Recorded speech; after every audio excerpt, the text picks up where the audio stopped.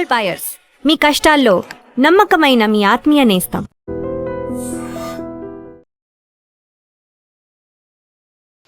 నమస్తే, welcome to I dream. నేను వలి. మహారాష్ట్ర పూణేలో కేతన్ అగర్వాల్ యువ వ్యాపారవేత్త. ఈ కేతన్ అగర్వాల్ని పెళ్లి చేసుకోబోయే అమ్మాయి సియా గోయల్. ఈమె ప్రియుడు చేతన్ కోసం ఈ సియా గోయల్ తను చేసుకోబోయే అబ్బాయిని చాలా దారుణంగా లోయలో తోసేసి చంపేసింది. పోలీసులు క్లారిటీగా తేల్చేశారు. పోలీసులు ఇన్వెస్టిగేషన్లో ఈమె సియా గోయలే చేసుకోబోయే భర్తని చాలా దారుణంగా ప్రియుడితో కలిసి లోయలో పడేసి చంపేసిందని చెప్పి తేల్చేశారు. విచారణ అయిపోయింది. వీళ్ళిద్దరిని అరెస్ట్ కూడా చేశారు. అయితే అసలు ఏ విధంగా తేల్చారు, పోలీసుల ఇన్వెస్టిగేషన్ ఏ విధంగా జరిగింది? ఎందుకంటే ఈ ఘటన జరిగినప్పుడు ఈ మహానటి తెగ డ్రామాలు ఆడిందండి. నాకేం తెలీదు, ఒక పెద్ద గాలి వచ్చింది, ఆ గాలికి బ్యాలెన్స్ కోల్పోయాడు, నన్ను ఫోటోలు తీస్తా ఉన్నాడు, నేను పక్క ఫోటోలు తీస్తా ఉన్నాడు, పెద్ద ఎత్తున గాలి వచ్చింది, ఆ గాలికి అక్కడ పట్టుకోవటానికి ఏమీ లేదు, బ్యాలెన్స్ తప్పింది, పట్టు కోల్పోయి కింద పడిపోయాడు, 400 అడుగుల లోతున ఉన్నటువంటి లోయలో పడిపోయి చనిపోయాడని చెప్పి మహానటిలాగా ఏడవటం స్టార్ట్ అయ్యింది. అంటే పోలీసులు అప్పుడు అనుమానాస్పద కేసుగా నమోదు చేసుకున్నారు. కేతన్ అగర్వాల్ చనిపోయిన తర్వాత అతను మృతదేహం తీసి హాస్పిటల్కి పంపించిన తర్వాత పోలీసులు ఇన్వెస్టిగేషన్ స్టార్ట్ చేస్తారు కదా.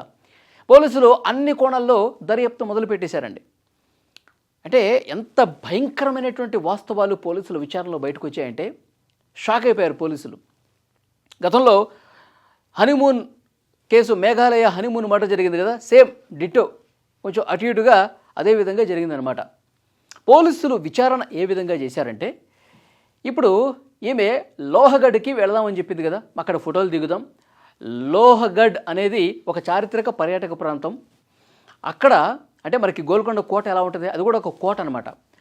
సో అక్కడ ఫోటోలు దిగుదాం, అక్కడ మంచి లొకేషన్స్ ఉంటాయి కదా, అక్కడ దిగుదాం అని చెప్పి అనుకుని అక్కడికి వెళ్ళారు. దారి మధ్యలో వీళ్ళు ఇంటి దగ్గర నుంచి మొదలైన దగ్గర నుంచి ఆ లోహగఢ్కి, ఆ ఫోర్ట్కి వెళ్ళే వరకు మొత్తం కూడా క్లియర్గా అబ్జర్వ్ చేస్తూ ఉన్నారు. దారిలో ఏమైనా అనుమానాస్పదంగా కనిపిస్తున్నాయా అని అబ్జర్వ్ చేస్తుంటే ఒక ముసుగు ధరించిన, అంటే మనకి హూడీలు ఉంటాయి కదండి, ఇట్లా ముసుగున్నటువంటి టీషర్ట్స్ ఉంటాయి కదా, అవి ధరించినటువంటి ఒక వ్యక్తి వీళ్ళ కార్ని ఫాలో అయ్యాడు. వెనకాలే కనిపించాడు. పోలీసులకి మామూలుగా అయితే డౌట్ రాదు, కానీ అతను హుడీ ధరించి ఉండటం, తల మీదకి ఇట్లా ముసుగేసుకుని ఉండటం, మధ్యాహ్నం 33 డిగ్రీల ఉష్ణోగ్రత ఉందండి ఆ టైంలో, 33 డిగ్రీస్, అంత ఎండలో, అంత ఉక్కపోతులు, అంత వేడిలో హుడీ ఎందుకు ధరించాడు? అసలు ఎవ్వరూ కూడా, మనిషి అన్నవాడు ఎవడో కూడా అంత ముసుగేసుకుని ఆ ఎండలో వెళ్ళడు. అప్పుడే డౌట్ వచ్చింది. సో ఇతన్ని గుర్తుపెట్టుకోండి, అక్కడ సీసీ కెమెరాలో చూశారు కదా, ఆ వీడియో చూశారు కదా, ఇతన్ని గుర్తుపెట్టుకోండి, ఇంకెక్కడన్నా కనపడతాడేమో. చూస్తే వీళ్ళు వెళ్ళినటువంటి ప్రాంతం ఆ లోహగఢ్ ఏరియాలో, వీళ్ళు ఫోటోలు దిగుతున్నటువంటి ఆ ప్రాంతంలో మళ్ళీ కనిపించాడు. అప్పటికి పోలీసులకి ఇంకొంచెం డౌట్ అనేది బలపడింది. అతను వెనకాల ఉన్నటువంటి ఈ వ్యక్తి మళ్ళీ ఇక్కడికి ఎందుకు వచ్చాడు అని పోలీసులు మళ్ళీ అక్కడ ఉన్న వీడియోలను పరిశీలించడం మొదలుపెట్టారు. ఒక సందర్భంలో ఒక వీడియోలో ఎట్లా కనిపించిందంటే, వీళ్ళిద్దరూ కేతన్ అగర్వాల్, సియా గోయల్ నడుచుకుంటూ పోతుంటే వెనకాల ఆ ముసుగేసుకున్నటువంటి ఆ హుడీ ధరించినటువంటి వ్యక్తి ఇట్లా నడుచుకుంటూ వస్తున్నాడు. ఈ మహానటి వెనక్కి తిరిగి ఇట్లా చూస్తే వాడు ఒక్కసారిగా నిలబడ్డవాడు కూర్చున్నాడు అనమాట. అంటే సైగలు చేస్తుందని పోలీసులకు అర్థమైపోయింది. సైగలు చేస్తుంది, అతనితో మౌనంగా ఏదో సైగలతో మాట్లాడుతుందని చెప్పి పోలీసులకు అర్థమైపోయింది. సో డౌట్ అనేది ఇంకొంచెం బలపడింది. అసలు వీడి ఎవడు, వీడి పేరేంటి అనేది ఆరా తీశారు. అప్పుడు పోలీసులకు అర్థమైంది ఇతను చేతన్, ఇతని పేరు. మరి ఆ లొకేషన్లో ఇతను ఫోన్ ఉందా అని చెప్పి చెక్ చేశారు. ఫోన్ తీసుకురాకపోగా ఆ ఫోన్ మొబైల్ నెట్ అనేది ఆఫ్ చేశాడు. అంటే పోలీసులకు దొరకకుండా ముందస్తు ప్లాన్ చేసుకుంటారు కదా, అది కూడా పోలీసులకు అర్థమైపోయింది. ఎస్, ఇతనికి ఈమెకి సంబంధం ఉండి ఉండొచ్చు, డెఫినెట్గా ఇతను లోయలో పడటానికి కారణం ఇతను కూడా అయి ఉండొచ్చు అని చెప్పి వాళ్ళకి కొంత పిక్చర్ క్లియర్ అయిపోయి అతని ఫోన్ కాల్ తెప్పించుకొని ఆ డేటా మొత్తం చూశారు. 2044 ఫోన్ కాల్స్ చేసింది ఈ మహాతల్లి. ఈ చేతన్ వీడు ప్రియుడని చెప్పి అర్థమైపోయింది. 2044 ఫోన్ కాల్స్ వాళ్ళిద్దరూ మాట్లాడుకున్నారు, వాట్సాప్ చాటు మాట్లాడుకున్నారు. మొత్తం వీళ్ళిద్దరు బంధం అనేది పోలీసులకి పిక్చర్ మొత్తం క్లియర్ అయిపోయింది. అప్పుడు పోలీసులు తమదైన స్టైల్లో విచారణ చేస్తే అప్పుడు నిజం ఒప్పుకుంది. ఎస్, నా ప్రియుడే, నాకు ఈ పెళ్ళి ఇష్టం లేదు, మేమిద్దరం కలిసి ఇతన్ని లోయలో తోసేశాం అని చెప్పేసిందనమాట. చూడండి ఎంత దారుణంగా అమ్మాయిలు ఎంత సైకోల్లాగా బిహేవ్ చేస్తూ ఉన్నారు. నీకు పెళ్ళి ఇష్టం లేకపోతే, ఇతను నీకు నచ్చకపోతే, నాకు వేరే వాడితో రిలేషన్ ఉంది, నేను వేరే వాడిని ప్రేమిస్తున్నాను, వాడిని చేసుకుంటాను అని చెప్పు. ఇంట్లో ఒప్పుకోకపోతే వెళ్ళి పారిపోయి పెళ్లి చేసుకోండి, అంతేగాని ఇలాంటి అమాయకుల్ని చంపే రైట్ ఎవడిచ్చాడు? ఇది కదా క్వశ్చన్ చేయాల్సింది. అంటే ఎంత ఎంత సైకోల్లాగా క్రిమినల్ మైండ్తో తయారైపోతున్నారండి అమ్మాయిలు. చాలా బాధాకరమైన విషయం. ఈమె ఆ రోజే కాదండి ప్లాన్ చేసింది. అమాయకుడైనటువంటి ఈ కేతన్ని చంపటానికి అంతకుముందు కూడా ఇదే ఫోర్ట్లో, ఇదే ప్రాంతంలో ప్లాన్ చేసింది. కొద్ది రోజుల ముందు మే 31వ తారీఖు అనుకుంటా వీళ్ళిద్దరూ కలిసి మళ్ళీ ఇదే ఫోర్ట్కి వెళ్ళారు. అదే ఫోర్ట్కి వెళ్ళి అదే రకంగా ఆ ఫోటోలు తీస్తున్న క్రమంలో ఆ లోయ ప్రాంతంలో ఒక్కసారిగా ఇట్లా తోసేసింది. తోసేస్తే అక్కడ చిన్న చిన్న కింద చెట్లు పొదలు ఉంటాయి కదా, వాటిని పట్టుకుని ప్రాణాలు దక్కించుకున్నాడు. అప్పుడు ఏం చెప్పిందంటే, ఆ పొదల్లో పాము కనిపించింది, ఆ పాము ఎక్కడ నేను కాటేస్తుందని చెప్పి పక్కకు తోసేశాను, అప్పుడు నువ్వు స్లిప్ అయిపోయి అటు జారి పడిపోయావు అంటే అమాయకుడైనటువంటి కేతన్ ఆ రోజు నమ్మేశాడు. ఆ రోజే నన్ను చంపడానికి ప్రయత్నించింది అని పాపం అతనికి డౌట్ రాలా.